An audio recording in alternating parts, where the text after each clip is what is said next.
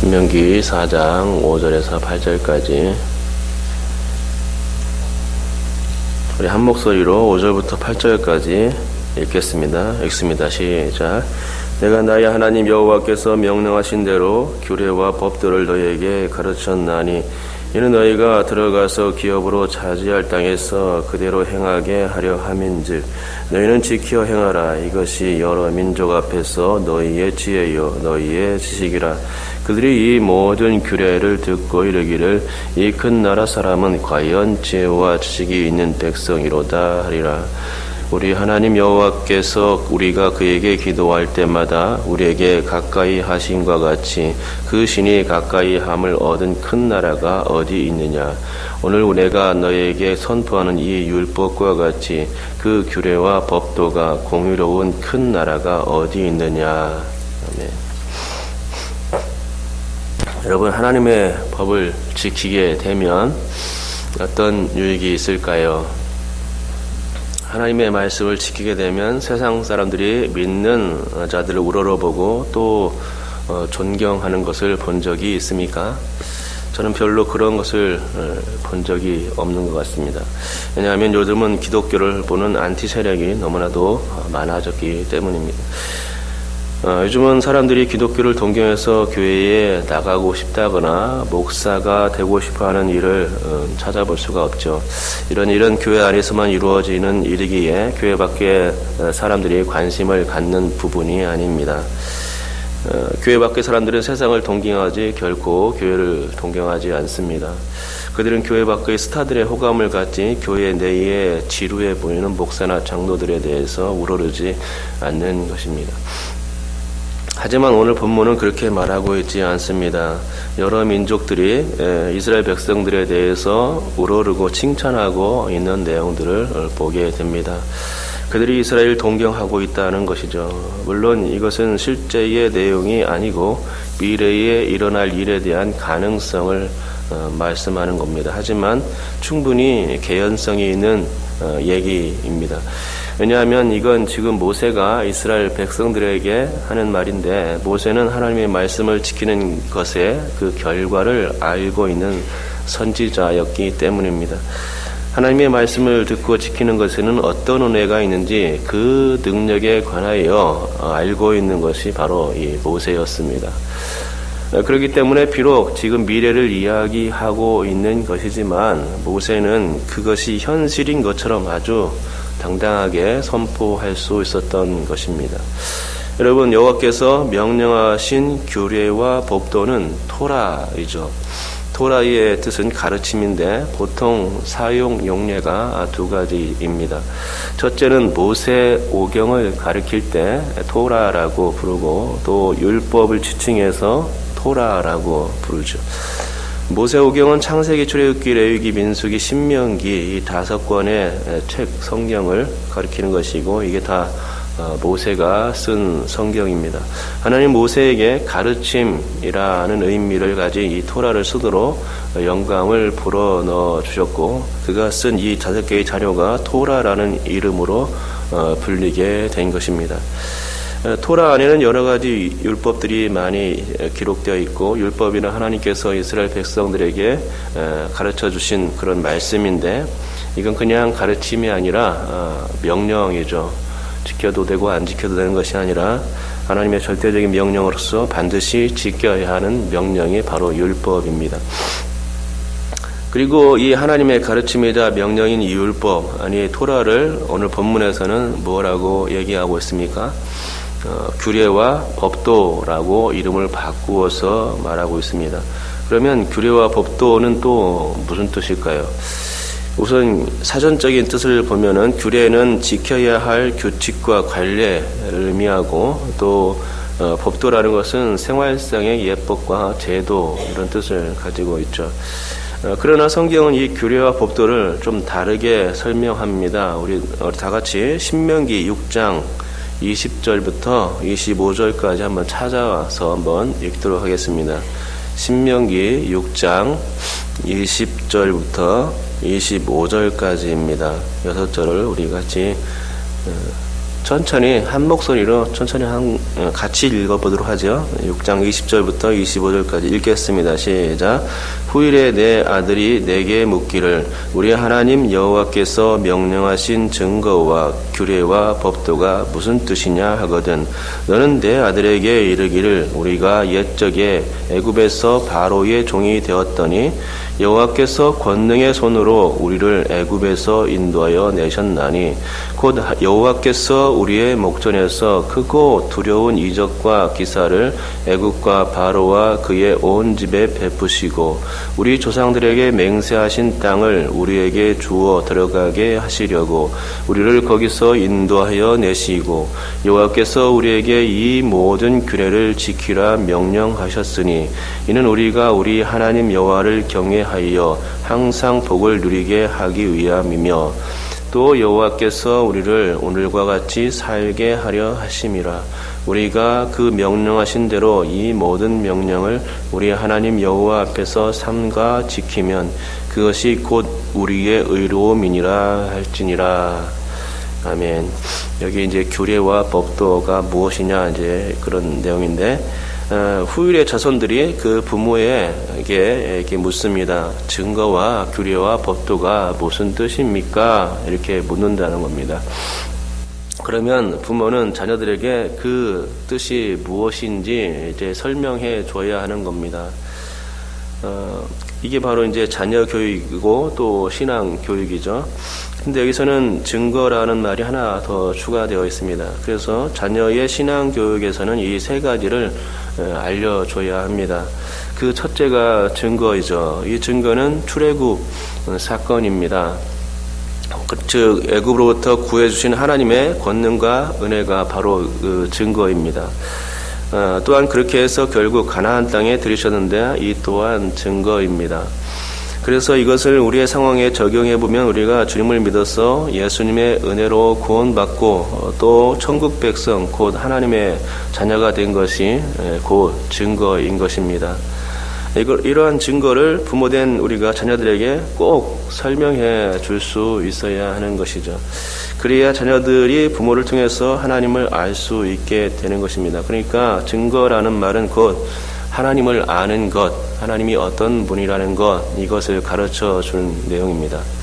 또한 규례와 법도인데 출애굽과 가나안 입성 과정 가운데 모세는 하나님께서 주신 모든 규례를 명령하셨고 이것이 규례와 법도다라고 이제 말씀하고 있습니다. 이와 함께 24절과 25절은 이 규례와 법도의 유익에 대해서 세 가지로 알려주고 있습니다. 첫째는 우리 하나님 여호와를 경외하여 항상 복을 누리게 하기 위함이라 라고 복에 대해서 말씀하고 있고 또 둘째는 여호와께서 우리를 오늘과 같이 살게 하려는 것이다 라고 우리의 오늘날의 삶에 대해서 얘기하고 셋째는 이 모든 명령을 지키면 그것이 곧 우리의 의로움이 되는 것이다 라고 이렇게 설명을 해주고 있습니다. 간단히 말하면 항상 복을 누리고 또 오늘과 같이 살게 하고 그것 자체가 의로움이 된다라는 말씀으로 요약할 수 있는데요. 그러니까 이걸 우리의 상황에 맞게 또 해석한다면 구원받은 성도가 누릴 행복에 관한 이야기를 지금 하고 있는 것입니다. 곧 하나님의 말씀을 지키는 것은 그리스도인의 당연한 의무이겠지만 그게 단지 믿는 자로서의 의무에서 끝나는 것이 아니라 의무 뒤에 오는 하나님의 충만한 은혜가 성도들 가운데 있음을 신명기의 말씀이 잘 설명해 주고 있는 것입니다. 하나님의 말씀을 지킬 때 어떤 유익들이 있다 하는 것이죠. 그러므로 부모는 자녀들에게 하나님의 규례와 명령을 잘 가르쳐서 그들이 듣고 순종하여서 하나님의 복을 누릴 수 있도록 유익을 하나님께서 주시는 그 모든 유익들을 누릴 수 있도록 해야 되는 것이 그것이 부모의 책임이다 하는 것을 가르쳐주고 있는 것입니다. 자, 그러면 오늘 본문에서는 규례와 법들을 또 어떻게 설명하고 있는지 한번 살펴보겠습니다. 본문에서는 규례와 법들을 가르친 이유와 이를 준수함으로써 얻는 유익에 대해서 알려주고 있습니다. 우선 모세가 하나님의 명을 받들어 규례와 법도를 가르친 이유는 5절 말씀에 나와 있죠. 우리 본문으로 들어가서 5절 말씀을 같이 한번 읽어보겠습니다. 읽겠습니다. 시작. 내가 나의 하나님 여호와께서 명령하신 대로 규례와 법도를 너에게 가르쳤나니 이는 너희가 들어가서 기업으로 차지할 땅에서 그대로 행하게 하려 함인즉. 규례와 법도는 이 법을 가나안 땅에 들어가서 그대로 준수하게 하기 위해서 이 규례와 법도를 주셨다라고 이렇게 설명하고 있는 것입니다. 그러니까 규례와 법도는 한 번 강의나 한 번 설교로 지나쳐버리는 그런 내용이 아닙니다. 이 규례와 법도라는 것은 항상 하나님의 백성들 가운데 있어야 되는 것이고 그것들을 지켜내야 하는 것입니다. 성도들도 마찬가지죠. 하나님의 말씀을 한 번만 듣고 그냥 스쳐가는 것으로 하는 것이 아니라 그 말씀을 항상 지켜야 하는 것입니다. 이것이 바로 규례와 법도죠. 그러면 본문이 말하는 규례와 법도의 유익이 무엇인지 또 살펴보겠습니다. 6절 말씀을 우리 같이 한번 읽어보겠습니다. 읽습니다. 시작. 너희는 지켜 행하라. 이것이 여러 민족 앞에서 너희의 지혜요 너희의 지식이라. 그들이 이 모든 규례를 듣고 이르기를 이 큰 나라 사람은 과연 지혜와 지식이 있는 백성이로다 하리라. 아멘. 첫 번째 유익은 지혜와 지식입니다. 하나님의 말씀, 즉 토라를 준수하게 되면 첫 번째로 주어지는 것이 지혜와 지식입니다. 이 지혜와 지식은 하나님을 경외하는 자가 누리는 최고의 선물입니다. 여러분, 하나님을 아는 것 자체가 지혜요 지식입니다. 이거보다 더 큰 지식이 없습니다. 그러니까 여기 모인 분들은 하나님을 알기 때문에 단지 그 하나의 이유로 인해서 세상 사람들이 누리지 못하고 또 알지 못하는 지혜와 지식의 풍요함, 부요함 가운데 충만한 분들이죠. 둘째의 유익은 7절에 나와 있습니다. 7절도 한번 함께 읽겠습니다. 우리 하나님 여호와께서 우리가 그에게 기도할 때마다 우리에게 가까이 하신 것 같이 그 신이 가까이 함을 얻은 큰 나라가 어디 있느냐. 둘째의 유익은 기도할 때 하나님이 들으시는 것입니다. 이방 신들을 믿으면 어떻게 됩니까? 목석의 신이기 때문에 듣지를 않습니다. 또 그들은 말도 할 수 없습니다. 하지만 하나님은 듣는 하나님이시고 말씀하시는 하나님이십니다. 그러기에 당신의 자녀들과 소통할 수 있는 분이십니다. 우리가 기도의 자리에 나가서 하나님이라고 부를 때에 하나님은 우리의 부름에 즉각적으로 응답하시는 인격적인 분이라는 사실이죠. 그리고 교제의 하나님이십니다. 우리가 기도의 자리에 나갔을 때 하나님은 듣고만 계시는 것이 아니라 말씀하여 주십니다.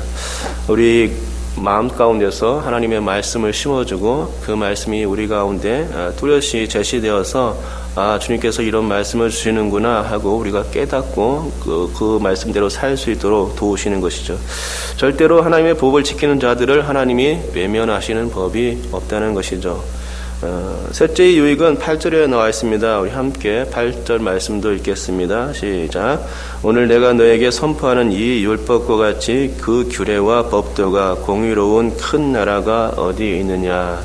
셋째의 유익은 의로움입니다. 하나님이 공의로운 나라가 되도록 해 주시겠다 하는 것이죠.